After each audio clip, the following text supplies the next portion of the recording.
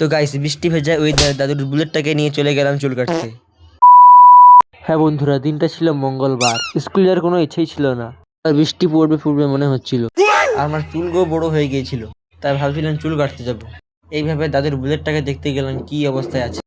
দেখি এখনো শালা চট গাড়িতে ঘুমাচ্ছে। তারপর ওকে ঘুম থেকে তুলে বললাম চল চুল কাটতে যাবো। তো সেও কথা শুনে রেডি হয়ে গেল চুল কাটতে যাওয়ার জন্য। আমি আর সাইকেল একটা গান চালিয়ে শুনতে শুনতে চলে গেলাম চুল কাটা দোকানে।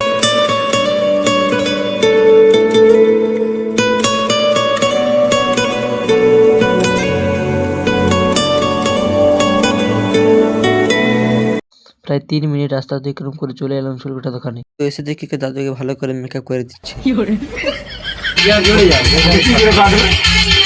তো অনেকদিন পর চুল কাটবো, তাই অনেক দুঃখ হচ্ছিল। মিস ইউ মাই চুল। চুল কাটা শেষ হয়ে গেল, এবার রওনা হলাম বাড়ির দিকে। তো স্নান করে আমি খেতে বসে পড়ি। তোমরা সাবস্ক্রাইব, লাইক, কমেন্ট করে তোমরাও খেতে বসে পড়ো।